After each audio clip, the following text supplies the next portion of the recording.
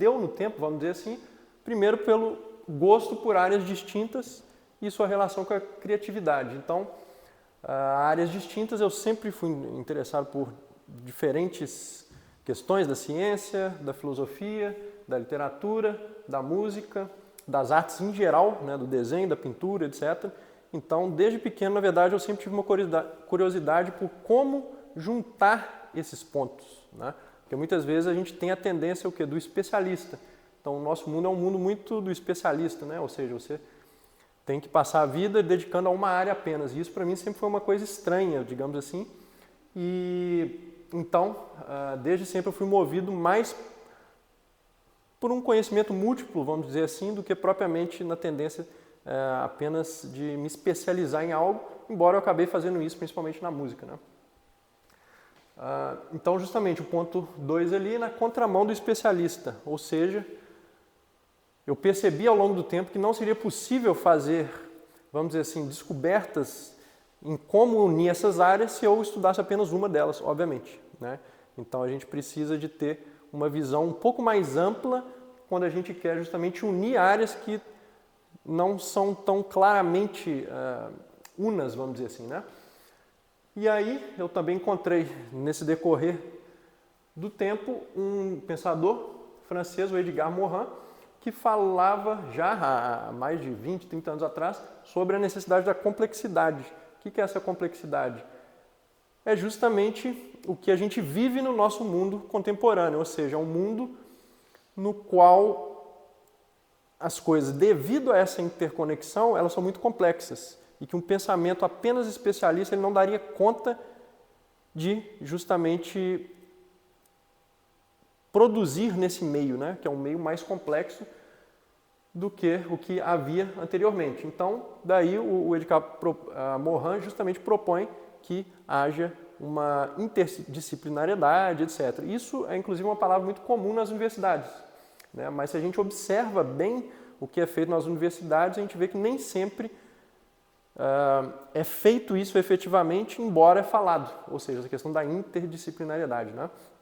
Então, acredito que muito mais pode ser feito ainda nesse campo para essas várias áreas justamente poderem, né, ter essa interconexão.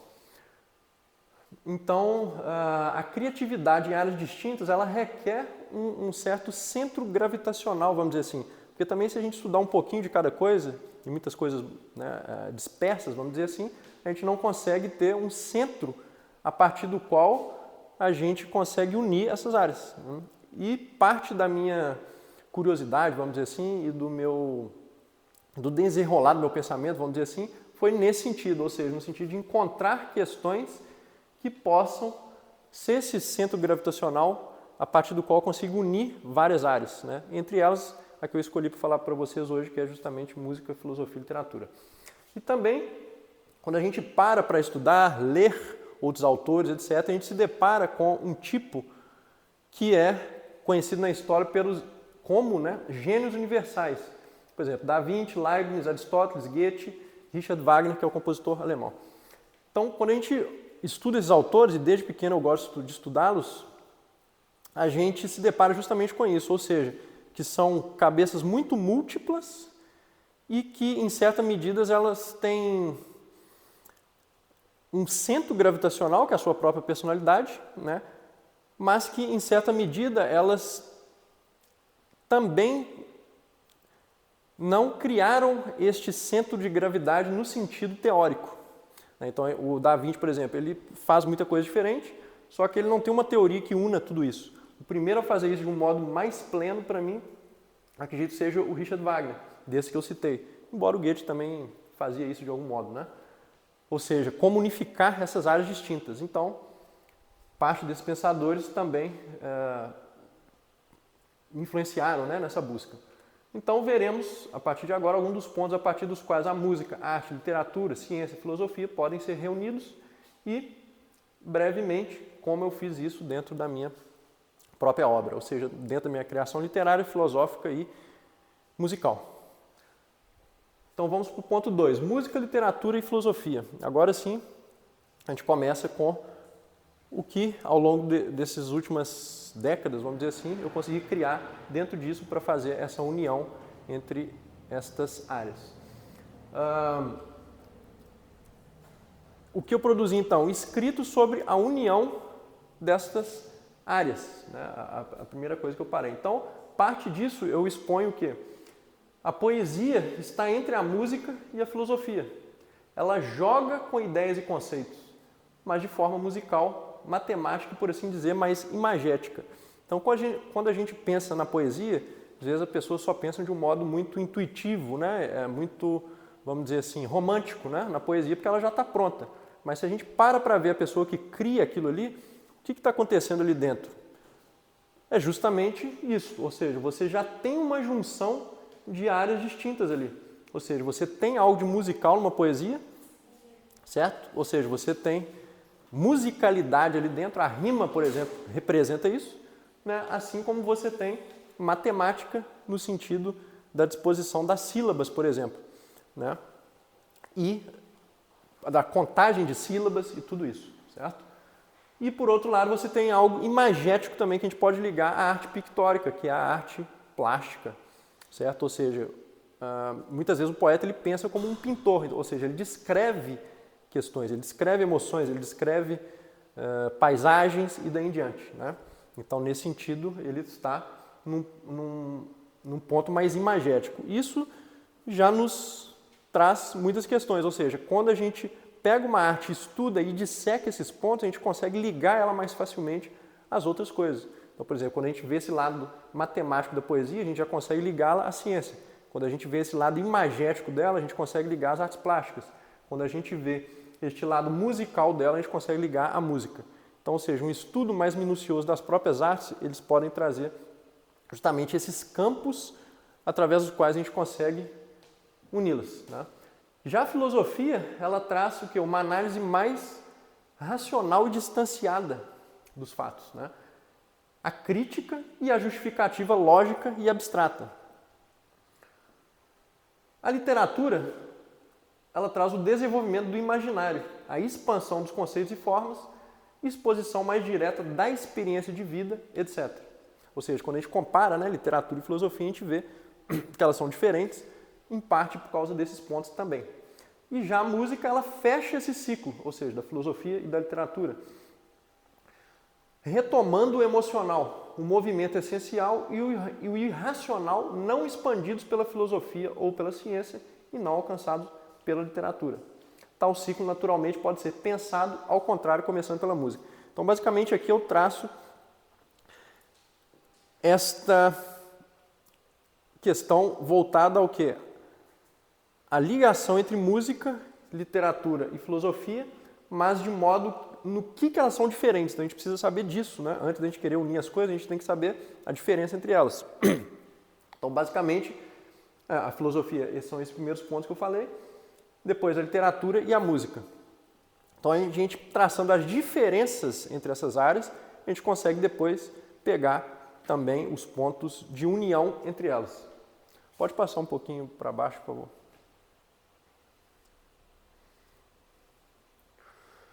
Obrigado. Então, vamos para o ponto 3, ciência, filosofia e música. Por que eu trouxe ciência aqui? Porque, como eu vou chegar dentro da filosofia que eu venho propondo, a ciência também está aí dentro, né, de algum modo. A gente não pode simplesmente excluir a ciência dessa equação, porque, digamos assim, não existe uma filosofia que não comunique com a ciência, né? Assim como a arte. Então, a ciência ela existe, mas como um braço da filosofia, que eu já vou entrar adiante, né? E em certa medida submetida a esta. Então, nesse sistema que eu venho pensando, e a partir do qual eu venho produzindo, a ciência ela atua como um braço da filosofia, ou seja, ela está submetida a esta e o que tem a ver, por exemplo, com a crítica do Feyerabend, que é um filósofo da ciência do século XX, considerado um anarquista epistemológico. Então, ele faz uma crítica da ciência, da filosofia da ciência, do método, né? Justamente trazendo isso para a gente, ou seja, de que a ciência, muitas vezes, ela se deslocou dos outros conhecimentos e da filosofia e de outros conhecimentos humanos e daí em diante. E às vezes ela tende a ser tirânica ao jogar tudo fora e tentar agir por si mesma sozinha, isolada, né? Então aqui o que eu trago é justamente a ciência como submetida a um sistema maior, mais amplo, o sistema filosófico, vamos dizer assim, né? E que mais para frente a gente vai ver que é filosófico musical. E nessa medida, né, a ciência ela é retomada enquanto filosofia natural. Por quê? Porque historicamente a gente tem justamente a ciência nascendo de dentro da filosofia. E isso foi se perdendo, vamos dizer assim, mas dentro desse sistema eu retomo então isso. Então é por isso que a ciência ela vem como um braço da filosofia, porque ela não deixa de ser a longo prazo, vamos dizer assim, também filosofia natural ainda, né? E a correspondência entre música e ciência é ainda mais óbvia. Ou seja, a gente tem a questão da tecnologia, da matemática, da engenharia acústica, etc. Tudo isso confabulando, vamos dizer assim, para que a gente tenha meios musicais mais efetivos atualmente, né? Então, acho que essa relação entre ciência e música é ainda mais clara do que a ciência e filosofia que eu estava falando anteriormente, certo? Então, pessoal, eu estou falando aqui de um modo sintético, tá? Porque, na verdade, são assuntos bem densos e aqui eu estou resumindo tudo, né? Vamos dizer assim, e por isso eu tenho que passar, né, por eles mais rapidamente, mas tudo isso também é um convite para outros das minhas produções, né? Eu tenho um canal com mais de 300 vídeos sobre esses assuntos de filosofia, tenho os meus livros publicados e daí em diante, então, na verdade, isso aqui é só, vamos dizer assim, a parte mais superficial, né? E quem quiser aprofundar nisso pode entrar em contato com esses outros meios. Então, ponto 4, filosofia egóica. Então, filosofia egóica é um termo que eu criei e que abrange essa sistemática filosófica que eu venho desenvolvendo. Tá? Então, é o desenvolvimento de uma filosofia voltada ao indivíduo que parte de maneira singular do egoísmo enquanto fundamento. Ela pretende um realismo absoluto, imanência radical, e tem influência de autores como Max Stirner, Schopenhauer, Thoreau, Emerson, Lametrie, Sartre, Nietzsche, Freud, Richard Dawkins, com Gênio Egoísta, né? E entre outros. Então, eu não vou aprofundar no que seria isso, mas coloco ele aqui como um elemento a mais, porque ele vai fazer parte de todo esse sistema que tem a ver com a literatura, com a filosofia, música, etc. E na minha obra já publicada Trilogia Filosófica, essa filosofia egóica ela tem ali o seu princípio e ela é trabalhada. Assim como nos meus outros escritos de literatura, ela também está ali por trás, né, digamos assim, dessa literatura. Então, eu ainda não publiquei o livro onde digamos que um prelúdio da filosofia egóica, né, ou seja, todos os pontos principais estão ali, né, isso está sendo desenvolvido, mas, digamos que assim, o cerne, a essência dela já está em todos esses livros que eu já publiquei. Número 5, se puder só abaixar um pouquinho, por favor. Isso, obrigado. Aqui um pouquinho do que já foi feito aí dentro, ou seja, filosofia, aforismo, ensaio, poesia, romance e dramaturgia. Então, na minha escrita, e que eu venho escrevendo justamente para, né, expressar essa questão literária, filosófica, etc., eu trabalho com essas formas de escrita, ou seja, com aforismo e ensaio na filosofia, poesia, romance e dramaturgia na literatura. Tem contos também e tal, mas o principal é poesia, romance e dramaturgia. Então, nesse ponto 5 eu vou falar um pouco sobre o que dentro dessa filosofia egóica eu tenho, né, e o que está em conexão constante aí dentro. Quais as áreas dentro dessa filosofia estão colocadas, digamos assim, e sobressaem-se, né? E também como que elas são fonte para a literatura. Então, vou citar um ponto que existe nessa filosofia e, logo depois, os livros que eu já escrevi, dentro dos quais isso aí está colocado, né? Tanto de literatura como filosofia. Então, dentro dessa filosofia egóica, eu trago filosofia política, que está dentro da trilogia filosófica, do Triunfo do Riso, Luísa, que é uma peça teatral minha, entre outras obras escritas. Tem toda a parte sobre economia também, que está nos escritos sobre economia, arte e economia, tanto pior que é uma peça teatral, e daí em diante. Então aqui eu já coloco de propósito escritos de filosóficos e literários, porque justamente como um ponto filosófico, por exemplo, a filosofia política, ele está influenciando também a obra literária. Né? Só que, claro, dentro da obra literária isso é expresso de uma outra forma que não num texto mais abstrato, que é o texto filosófico. Né? Então aquilo ali já é colocado de uma forma mais imaginária, mais metafórica, relativa também a questões da vida mais prática, vamos dizer assim. Né? Tudo isso é expresso de um modo mais prático do que, obviamente, dentro de um livro de filosofia que é mais abstrato. Tem estética e filosofia da arte, né? Então obras como Estudos Estéticos, Considerações Filosóficas Musicais, Trilogia Filosófica novamente, Ensaios Musicais, entre outras obras. Filosofia da Ciência, dentro das obras Trilogia Filosófica, Ensaios Cáusticos e outros. Psicologia, dentro do artigo Observações Psicológicas. Tenho também um que eu vou publicar no livro deste ano, chamado Fragmento e o Todo. Dentro dele tem esse artigo que é o Superdotação e Genialidade e outros textos. Só abaixa um pouquinho para mim, depois a gente vai ter que voltar ali. Porque Isso. Tem a questão mitológica, onde eu trabalho com fontes mitológicas, imagens, etc. Isso tem dentro da Trilogia Filosófica, Filhos de Príapo, Zaratustra no Penhasco, que é um poema, entre outros. E filosofia moral, que é uma grande parte do que eu venho escrevendo, está dentro da Trilogia Filosófica, O Fragmento e o Todo, Heitor, que é um romance que eu escrevi, já publicado, Versos Adversos, Antologia Poética e outros. E outros assuntos, obviamente, dentro da filosofia, partes da filosofia, digamos assim, que a gente, obviamente, tem, que é epistemologia, entre outros. E também a cratologia, que é o próximo ponto, e que dentro do que eu chamo de filosofia egóica é bem prevalente. Então só sobe um pouquinho, por favor.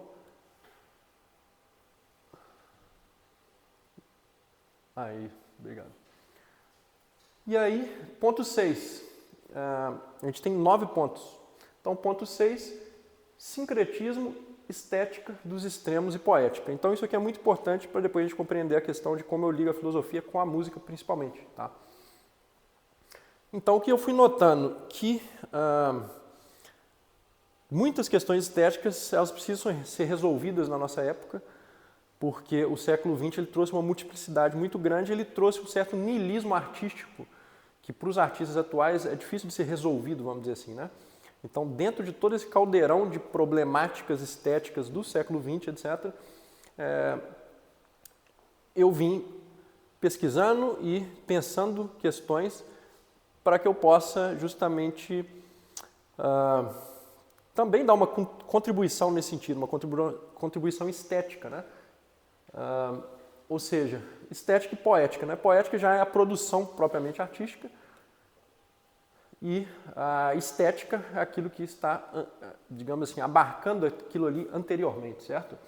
Então eu proponho, num escrito chamado Manifesto do Sincretismo, que é o sincretismo enquanto protoestética. O que é isso? O que é uma protoestética?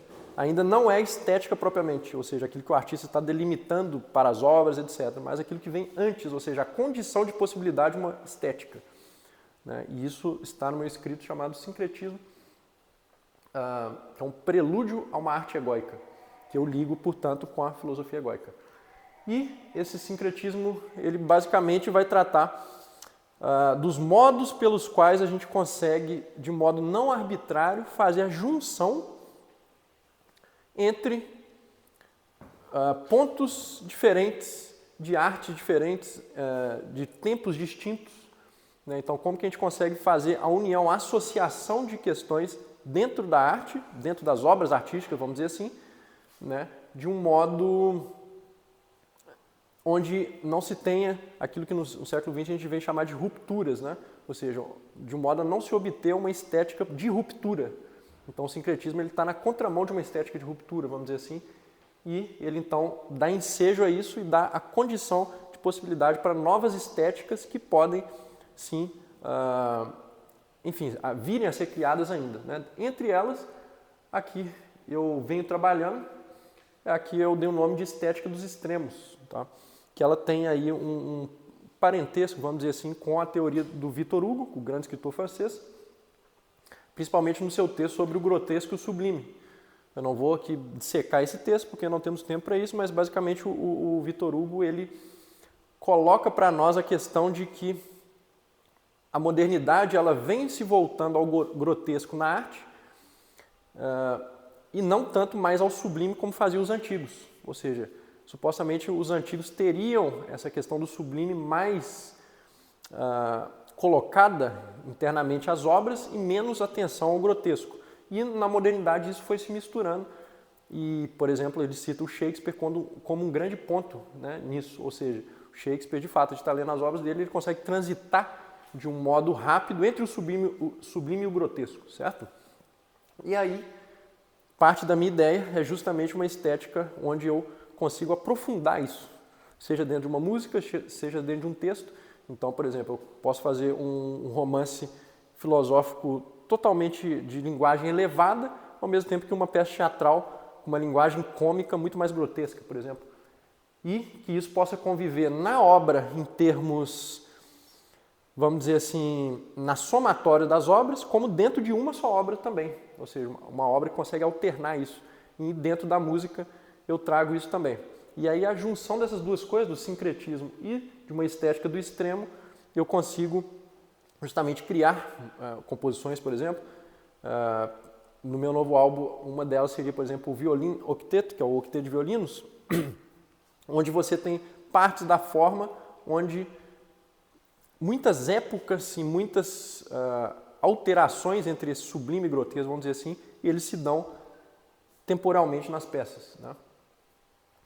Então, a gente vê que pela estética, ou seja, pela criação de estética, de uma estética determinada, etc., a gente já tem naturalmente a ligação entre arte e filosofia, né? Então, aqui já está dada uma das ligações que a gente pretendia lá no início da palestra, que é como juntar arte e filosofia. Então, parcialmente, isso já está dado pela estética, né? Vamos dizer assim. E também eu trago duas outras questões que já são parte daquilo que a gente chama poética, que está próximo da estética, mas não é estética, sim poética, certo? Que é mais precisamente algo voltado mais à criação mesmo do artista, né? Do que aquilo que necessariamente apenas antecede a sua obra. Então eu trago a poética, em poética, né? O processo circular expansivo, que é uma questão teórica que eu trago dentro de um dos meus textos chamado Os Deuses no Exílio, Processos Composicionais. Isso dentro da música, né? Processo composicional como compositor, né? Então, esse processo circular expansivo, ele vai justamente tratar de como a gente cria uma música, né? E dentro dessa criação, o que se dá ali em termos de condicionantes composicionais, o que se dá em termos de motivos musicais, como se relacionar isso, né? A questão de uma genealogia dos motivos musicais, tudo isso eu não vou aprofundar porque são questões muito especialistas, digamos assim, né? Internas à composição musical. Tá? Então, teria que ser uma palestra inteira voltada para a questão da composição musical, mas como não é aqui o nosso foco, eu não vou entrar nisso, mas apenas passando para vocês entenderem a dimensão dessas questões. E uma outra questão interna também à poética foi a criação da forma motívica, que é uma técnica composicional que eu desenvolvi, basicamente onde eu consigo unir o micro com o macro da música, ou seja, eu consigo, a partir de um motivo, que seria um fragmento mínimo da música, eu desenvolver a forma total dela, que é essa questão macro, né? Ou seja, a forma total da música. Ela pode nascer do motivo e vice-versa. Eu posso transformar a forma total de uma música em um motivo e, a partir desse motivo, compor e daí em diante. E isso eu chamei de forma motívica. Isso eu apresentei tanto na UFPEL quanto no trabalho também na UFSM, em Santa Maria, sobre o desenvolvimento dessa forma motívica. Pode descer, por favor? Isso. Pode ser até o 7. Aí tá. Pode subir um pouquinho. É o ponto 7. Isso, cratologia. E agora eu vou voltar ao que eu já tinha mencionado antes, que é cratologia, que é o ponto 7, que eu separei para vocês. E agora sim, este como um ponto interno àquilo que eu vim chamando de filosofia egóica. Tá? Então, cratologia é uma área que já existe, só que dentro disso que eu vim trazendo como filosofia egóica, ela surge como algo ainda mais poderoso, vamos dizer assim, né? Ela surge como algo ainda mais necessário, né? Então, a cratologia, ou ciência do poder, emerge enquanto campo fundamental e unificador de outros campos dentro da filosofia egóica, já que trata do poder e este, enquanto tal, ao comportar em si a ação, ou seja, a gente tem poder enquanto possibilidade de ação, estreita a natureza ou o mundo fenomênico em geral, a ação humana individual e mesmo grupal. Então, basicamente, a cratologia ela faz essa ponte, né? O que dentro do que eu venho chamando de filosofia egóica é muito importante. Desce um pouquinho para mim, por favor. Pode ser mais um pouquinho. Isso. Então, tá ótimo, obrigado. Então, por exemplo, uma obra de arte, agora a junção entre cratologia e filosofia e, portanto, arte também. Por exemplo, uma obra de arte não é apenas arte, mas meio de poder, tal como são os produtos da ciência. A psicologia e a medicina, por exemplo, né, falando em ciência, tem por fim a geração do ser estável e saudável, psíquica e fisiologicamente, respectivamente, de modo que ele tenha mais poder sobre si e sobre a natureza. Ou seja, sempre quando a gente está falando de algo, também a gente pode pensar por trás o que está sendo colocado em termos de poder por trás disso. Então, basicamente, é isso que eu estou simplificando ali para vocês. Ou seja, a arte não é só arte, né? Ela é também meio de poder. A vida também não é só vida, ela é um meio de poder. E quando a gente começa a pensar por isso, a gente consegue juntar tudo dentro dessa cratologia. E todas essas áreas, a partir da cratologia, podem ser juntadas, ou melhor, todas podem ser absorvidas pela cratologia enquanto ciência do poder, e a partir daí a gente consegue ver várias questões muito interessantes, parte delas eu venho trazendo dentro dos meus livros, etc. Então, naturalmente, uma cratologia realista não é possível sem a observação de um fundamento egóico da vida. Daí a filosofia egóica. De fato, os desenvolvimentos diversos do poder se confundem com os tipos de expansão e contração do egoísmo. Então, uma filosofia que estuda o fenômeno do egoísmo, apenas ela pode trazer uma cratologia, que é o que eu venho dizendo aqui, né, como algo fundamental também. Ou seja, uma coisa precisa da outra, né? Porque, na verdade, os desenvolvimentos do poder ao longo da história, eles são desenvolvimentos das formas de egoísmo, né? Então é possível a gente chegar nessa conclusão e daí ir derivando muitas outras coisas. E essas questões, entre outros, eu coloco tanto no meu livro já publicado Trilogia Filosófica, como mais profundamente no ensaio chamado Arte e Poder, e também em um livro que eu venho preparando, cujo nome é Mundo com Poder e Especulação, onde toda essa questão vai ser desenvolvida de um modo mais profundo. Pode baixar um pouquinho, por favor. E aí já estamos encaminhando para o final, com mais duas partes. A número 8, então, é a questão da motivologia. Motivologia é o que eu desenvolvi, que eu venho chamando de ciência dos motivos, né? Que, ligando lá com o primeiro ponto que a gente veio dizendo, o que eu disse lá no início? Que era preciso algo que unisse essas áreas aparentemente muito isoladas, né? Seja a ciência, seja a filosofia, a música. O que isso tem a ver, né? O que a gente pode ter para unir esses pontos, né? E vários filósofos vieram trabalhando ao longo dos séculos, né? Justamente essa questão do mistério da música, no sentido de que ela parece trazer algo mais essencial, mas que a gente não sabe o que ela é exatamente, né? Schopenhauer expõe isso de um modo muito claro na sua obra A Metafísica do Belo. E, de fato, é um mistério. Então, através disso que eu venho chamando de motivologia, junto com essas outras questões, eu venho tentando dissecar essa problemática, né? Então, além da estética e da cratologia, o que mais une música, arte e filosofia? Que é o nosso tema principal. Precisamente a motivologia ou ciência dos motivos. Então a premissa básica dela é basicamente isso aqui. A premissa básica é: música contém motivo e variação, em termos amplos. Ou seja, quem estuda um pouquinho de música percebe que ela é composta de motivos, ou seja, fragmentos, né? E esses fragmentos são variados, certo? Uma melodia, por exemplo, é composta por motivos, e esses motivos, de algum modo, eles vão se desenvolvendo, variando, mesclando-se com outros, né? E isso a gente pode pensar para os ritmos, para a harmonia, para tudo, né? Até o silêncio a gente pode pensar como um motivo, né? E aí tudo se torna muito mais claro. Então, a música contém motivo e variação, em termos amplos. E, de modo semelhante, também a linguagem. O mundo psíquico e natural são representáveis a nós, assim também. Ou seja, a gente pode decompor esse nosso mundo dos pensamentos ou da natureza, tal como a gente já faz na ciência, como algo motívico. A gente pode representar o mundo assim. De fato, a gente representa esse mundo assim, né? A gente não vê tudo ao mesmo tempo, a gente não concebe o todo, a gente sempre reparte e fragmenta as coisas. Então, a nossa própria necessidade de decomposição de elementos e união de fragmentos, daí advém. Então, todo o nosso conhecimento ele vem disso, se a gente pensar bem, né? Portanto, o mundo pode ser compreendido motivicamente. Ou seja, se eu posso compreender o mundo motivicamente, segundo o olhar filosófico científico, e a música também, ela é assim disposta, então a gente acha um ponto em comum entre essas coisas. Ou seja, o desenvolvimento do mundo da realidade, a apreensão nossa da realidade e a nossa apreensão do mundo musical. Pode abaixar um pouquinho para mim, por favor.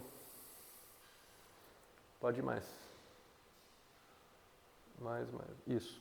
Então, tal como o mundo pode ser compreendido como poder e especulação, que é um outro tópico que eu trago, também o pode como motivo e variação. E nessa medida a música torna-se o espelho sonoro fundamental do mundo. Através de seu próprio movimento, ela expõe as possibilidades de movimento do mundo, só que, claro, no âmbito musical, né? Ainda que através de seus meios singulares. Então, para eu explicar isso aqui, eu precisaria de muito mais tempo, né? Então, eu estou falando para vocês só para dar uma sintetizada, digamos assim, e abrindo isso, né, para vocês, mas, na verdade, para explicar realmente como eu cheguei nisso aqui, precisaria de mais tempo, né? E a partir daqui, então, é respondida a questão até então não respondida por Schopenhauer, que é aquela que eu falei para vocês anteriormente, sobre música enquanto fundamento, né, e o fato de nela estarem contidas todas as possibilidades.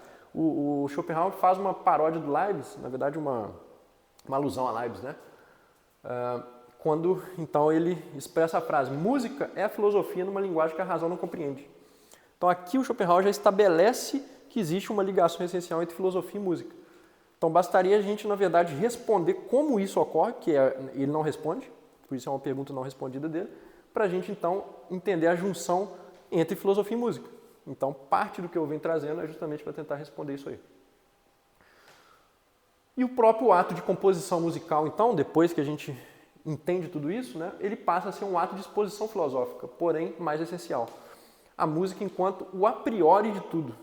Ou seja, a música ela já contém as possibilidades de desenvolvimento, né, dentro de si, que não estão dadas na nossa realidade, só que podem ser dadas. E aí vem a mistura entre música e poder também, né? Porque o poder é justamente isso, possibilidade de ação, né? E a música já traz em si as possibilidades de desenvolvimento dos motivos. E se a gente apreende o mundo em motivos, a gente consegue, então, também fazer esse espelhamento entre música e mundo, né? Acho que só abaixa um pouquinho, que acho que levantou. Aí. Isso. Aí nela estão contidas as possibilidades do poder, tal como no motivo podemos antever variações. Acho que pode subir e a gente vai para a última parte. Então vamos para... Só sobe um pouquinho mais, por favor. Isso.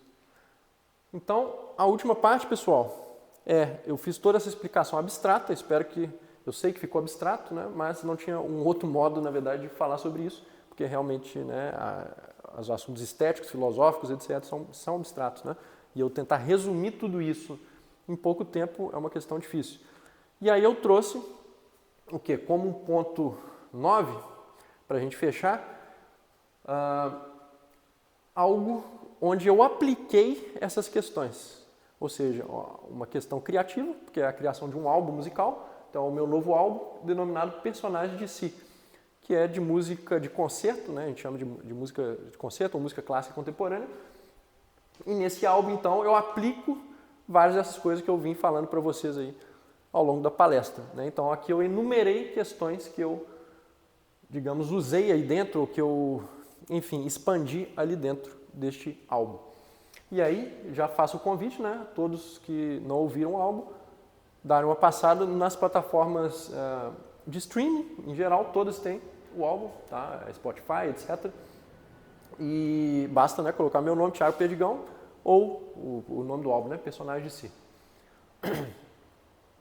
Então, o primeiro ponto que eu faço, então, paralelo entre filosofia e música é o fato de que nas músicas vocais e também, se vocês notarem no nome das próprias músicas, existe o que? Um diálogo com os gregos interno à história da filosofia e afins.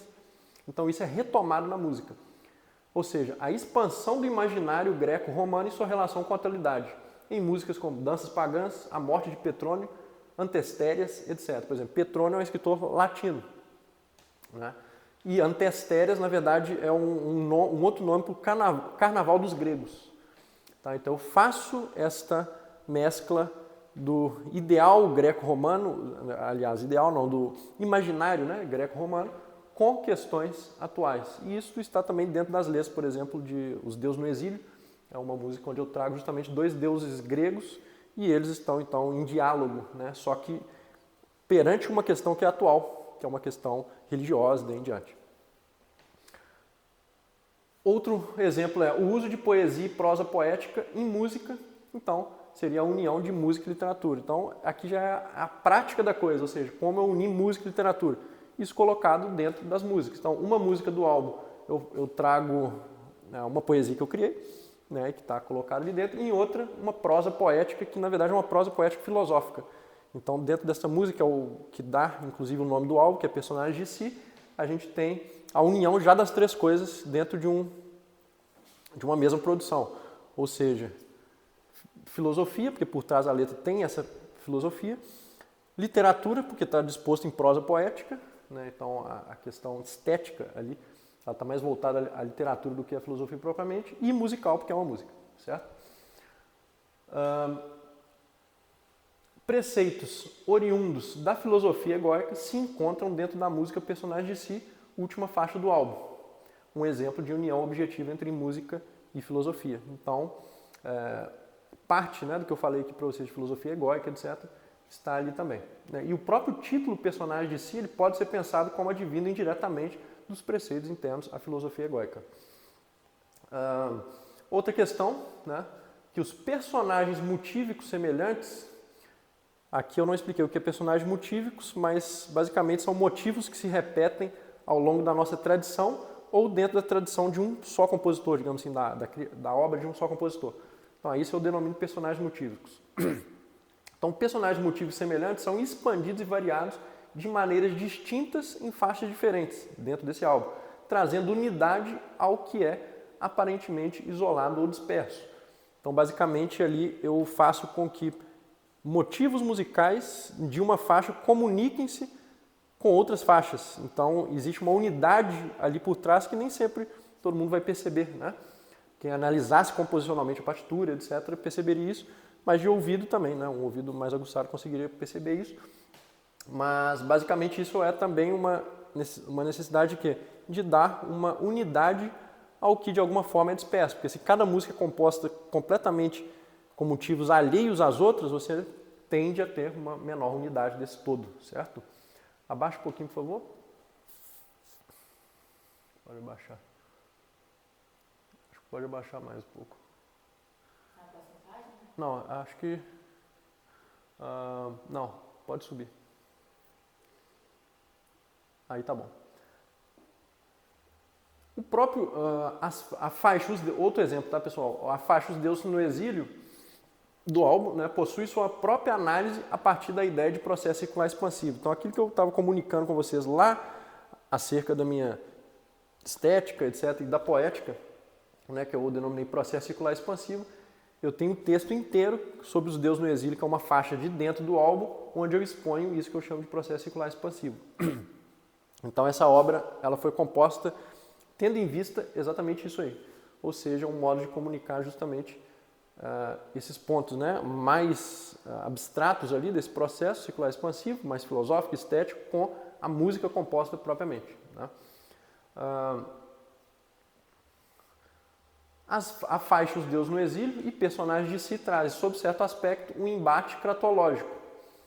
Cratológico vem de cratologia, que eu já expliquei anteriormente. A disputa de poder entre ideias e o desenvolvimento do poder sobre si, respectivamente. Ou seja, né, existe aí dentro, né, dessas faixas, existe a exposição de uma ideia que não é arbitrária, mas vem lá da cratologia que eu estava falando antes, que está, por sua vez, dentro da filosofia egóica. Então, perceba que é tudo uma questão de sistema, né? Essas coisas não estão totalmente desligadas, né? Pode abaixar um pouquinho, por favor? Aí, tá bom. Não, levanta um pouquinho, senão eu vou... Isso. Então, o cômico e o trágico andam lado a lado, ora dentro de uma mesma faixa, como amor de Petrônio, ora perpassando faixas, como quando relacionamos os divertimentos e violino e octeto, que são duas faixas do álbum.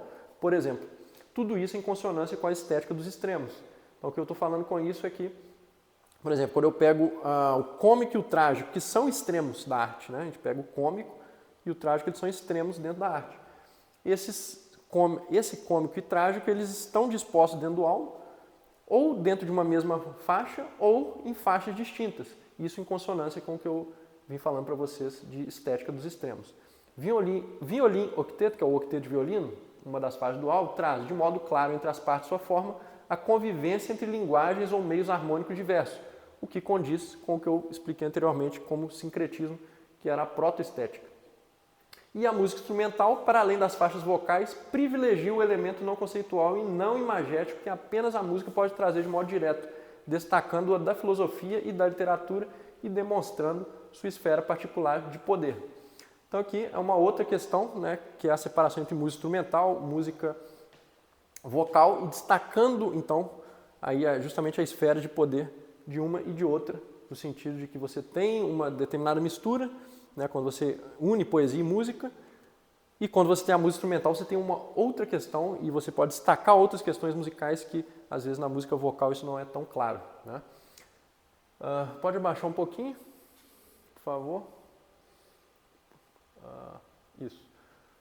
E por fim, né, por outro lado, as faixas vocais trazem à tona a união de motivos poéticos e motivos musicais, estreitando as artes. Então, o nosso assunto lá do início, como unir música e literatura, então parcialmente isso está colocado ali dentro, e eu penso isso enquanto união de motivos poéticos com motivos musicais. É como modo de estreitar as artes, etc. E no final aqui o ponto 10, eu coloquei apenas algumas fotos aí do álbum, de livros já publicados, etc. Então é isso, pessoal. Eu agradeço muito aí a quem está assistindo também online, né? E quem assistiu aqui presencialmente.